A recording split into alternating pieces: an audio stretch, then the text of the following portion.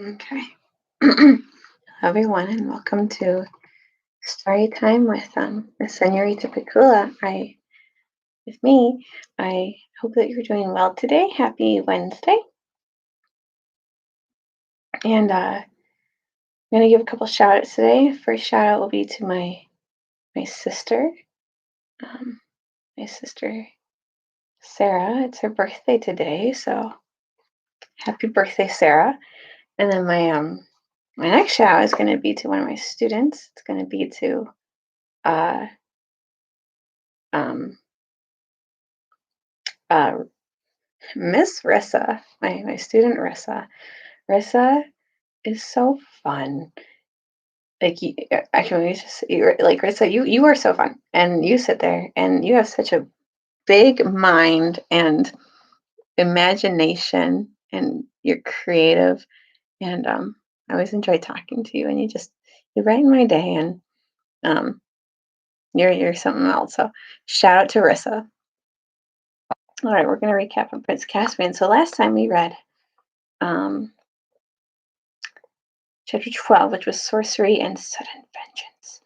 And as we found out, there were scary voices, and Knickerbrick had brought some strange friends in, and he was suggesting because they blew the horn and help wasn't coming, or was it? He didn't believe help was coming. And so he um he said, well, we need to bring someone else back, someone who was always kind to dwarves. And they found out later that the two friends that were with him were a hag and a werewolf. And hags and werewolves aren't, they were very unkind creatures. And so Knickerbrick was not having very great friends, and they were trying to bring the White Witch back from the dead with some crazy black sorcery. Um, and and so Caspian had said, like, he had said, like, oh, let's see what you want to do, Knickerbrick. But then all of a sudden everyone, the truffle hunter, who was so faithful and sure, said, no, you cannot do this. And Caspian also objected, and then all of a sudden there was a whole tussle, and everyone was fighting, and there was swords and teeth and claws, and Edmund and Trumpkin and Peter rushed in, and everyone was fighting all at once, and they they uh, they defeated the three, the hag and the werewolf and Knickerbrick. Um, Caspian was sad that Knickerbrick had died, because he wished that if he'd been given more time, that he could have come over and come to realize the goodness of Aslan, and the goodness of their cause to fight against Miraz. Because, as Caspian pointed out, the White Witch was going to be just as bad of a tyrant as Miraz. As a matter of fact, worse than Miraz. And that's where we ended. And then they had breakfast, and they moved to a different room in Aslan's house. So let's see what happens next. Chapter 13. The High King in Command. Now, said Peter as they finished their meal, Aslan and the girls, that's Queen Susan and Queen Lucy Caspian, are somewhere close. We don't know when he will act. In his time, no doubt, not in ours. In the meantime, he would like us to do what we can on our own. You say, Caspian, we are not strong enough to meet Miraz in a pitched battle. I am afraid not, High King, said Caspian. He was liking Peter very much, but was rather tongue-tied. It was much stranger for him to meet the great kings out of the old stories than it was for them to meet him. Very well, then, said Peter. I'll send him a challenge into single combat. No one had thought of this before. Please, said Caspian, could it not be me? I want to avenge my father for his death. You're wounded, said Peter. And anyway, oh, this is right. He got wounded. How did Caspian get wounded? Got bit by the werewolf. You're wounded, said Peter. And anyway, wouldn't he just laugh at a challenge from you? I mean, we have seen that you are a king and a warrior, but he thinks of you as a child. But sire, said the badger, who sat very close to Peter and never took his eyes off of him, Will he accept a challenge even from you? He knows he has the stronger army. Very likely he won't, said Peter, but there's always a chance. And if he doesn't, we shall spend the best part of the day sending heralds to and fro and all that. But by then, Aslan may have done something, and at least I can inspect the army and strengthen the position. I will send the challenge. In fact, I will write it at once. Have you pen and ink, asked the doctor? A scholar is never without them, Your Majesty, answered Dr. Cornelius. Very well. I will dictate, said Peter. And while the doctor spread out a parchment and opened his inkhorn and sharpened his pen, Peter leaned back with half closed eyes and recalled to his mind the language in which he had written such things long ago in Narnia's golden age when he was king. Right, he said at last. And now, if you are ready, doctor. The doctor Cornelius dipped his pen and waited. Peter dictated as follows. Peter, by the gift of Aslan, by election, by prescription, and by conquest, High King over all kings in Narnia, Emperor of the Lone Islands, and Lord of Cair Paravel, Knight of the most noble order of the Lion, to Miraz, son of Caspian the Eighth, sometime Lord Protector of Narnia, and now styling himself the King of Narnia, greeting. Have you got that? Narnia, comma, greeting, muttered the doctor. Yes, sire. Then begin a new paragraph, said Peter. For to prevent the effusion of blood, and for the avoiding all other inconveniences likely to grow from the wars now levied in our realm of Narnia, it is our pleasure to adventure our royal person on behalf of our trusty and well-beloved Caspian in clean wager of battle to prove upon your lordship's body that the said Caspian is lawful king under us in Narnia, both by our gift and by the laws of the Talmarines, and your lordship twice guilty of treachery, both in withholding the dominion of Narnia from the said Caspian, and in the abominable don't forget to spell it with an H, doctor. Bloody and unnatural murder of your kindly lord and brother King Caspian the Ninth of that name.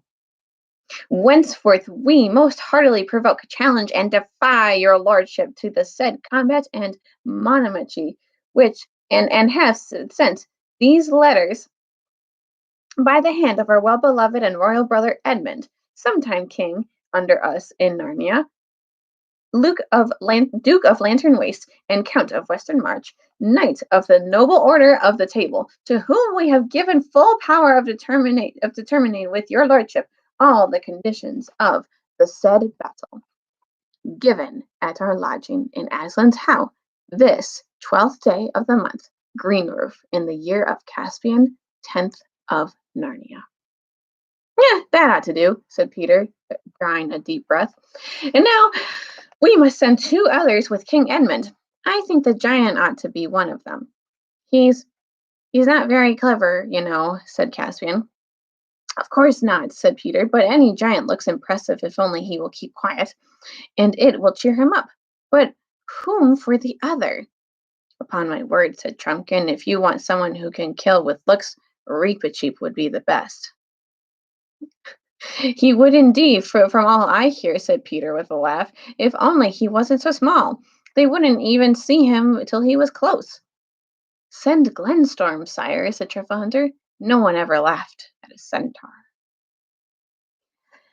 An hour later, 2 great lords in the army of Miraz, Lord Glazelle and Lord Sospesian, strolled along in their lines and picking their teeth after breakfast, looked up and saw coming down to them from the wood the centaur, the giant Wimblewether, whom they had seen in battle before, and between them a figure they did not recognize.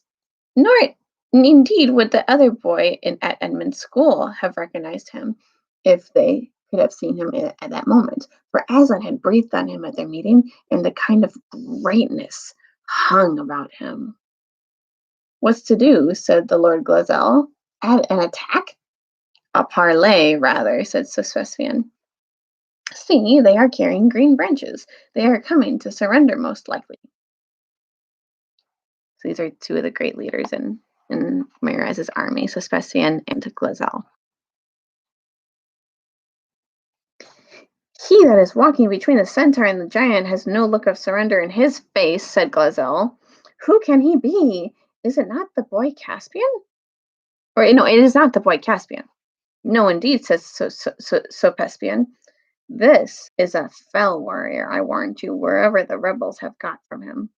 He is, in your lordship's private ear, don't tell anyone, a kinglier man than Mirez ever was.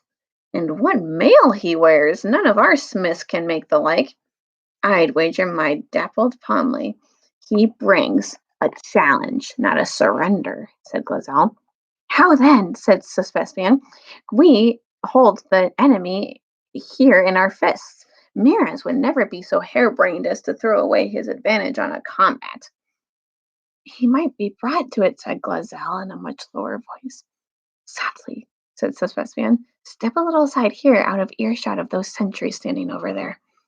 Now, have I taken your lordship's meaning correctly?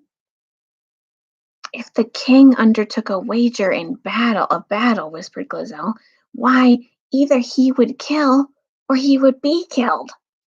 So, said Sospespian, nodding his head, and if he killed, we should have won the war. Certainly. And if not, why, if not, we should be as able to win it without the king's grace as with him. For I need not tell you, your lordship, that Mirez is no very great captain. And after that, we should both be victorious and kingless. And is it your meaning, my lord, that you and I could hold this land quite as conveniently without a king as with one? Glazell's face grew ugly. Not forgetting, said he, that it was we who first put Mirez on the throne. And in all the years that he has enjoyed it, what fruits have come our way? What gratitude has he ever shown us? Say no more, answered Sospespian. But look, here comes one to fetch us to the king's tent. Some plotters, these guys are. When they reached Mirez's tent, they saw Edmund and his two companions seated outside it and being entertained with cakes and wine, having already delivered the challenge and withdrawn while the king was considering it. When they saw them thus at the closed quarters, the two Telmarine lords thought all three of them very alarming. Inside, they found Mirez unarmed and finishing his breakfast. His face was flushed, and there was a scowl on his brow. There, he growled, flinging the parchment across the table to them. See what a pack of nursery tales our jackanapes of a nephew has sent us. By your leave, sire, said Glazell, if the young warrior whom we have just seen outside is the King Edmund mentioned in the writing, then I would not call him a nursery tale, but a very dangerous knight. King Edmund, pah, said Mirez. Does your lordship believe those old wives' fables about Peter and Edmund and the rest? I believe my eyes, your majesty, said Glazell. Well, this is to no purpose, said Mirez, but as touching as the challenge. I suppose there is only one opinion between us? I suppose so indeed, sire, said Glazell. And what is that? asked the king. Most infallibly to refuse it, said Glazell, for though I have never been called a coward, I must plainly say that to meet that young man in battle is more than my heart would serve for me. And if, as likely, his brother, the High King, is more dangerous than he, why, on your life, my lord king, have nothing to do with him. Plague on you, cried Mirez. It was not of that sort of counsel I wanted. Do you think that I am asking you if I should be afraid to meet this Peter, if there is such man? Do you think I fear him? I want your counsel on the policy of the matter, whether we, having the advantage, should hazard it on a wager of battle. Which I can only answer, your majesty, said Glazell, that for all reasons the challenge should be refused. There is death in the strange knight's face." "There you are again," said Mirez, now thoroughly angry. "Are you trying to make it appear that I am as a coward as your lordship, that I am afraid of this King Edmund?" "Your Majesty may say your pleasure," said Glazelle softly. "You talk like an old woman, Glazelle," said the king. "What do you say, my lord Suspispian?" "Don't touch it, sire," was the reply. "And what your Majesty says of the policy of the thing comes in very happily. It grieves your Majesty excellent grounds for a refusal without any cause for questioning your Majesty's honor or bravery." "Great heaven!" exclaimed Damaris, jumping to his feet. "Are you also bewitched today? Do you think I am looking for a reason to refuse to fight this king? You might as well call me a coward to my face." The conversation was going exactly as the two lords wished, so they said nothing. And that's where we're going to stop for today. I hope that you enjoyed the story, and hope you're all doing well and you're safe and you're playing outside and you're happy. And I hope your families are all doing well, and your siblings and your parents and your grandparents and your uncles and aunts and cousins and second cousins and third cousins and friends and your pets, if to see your pets, are all doing really well. And I hope that you have a great day and that you join in next time.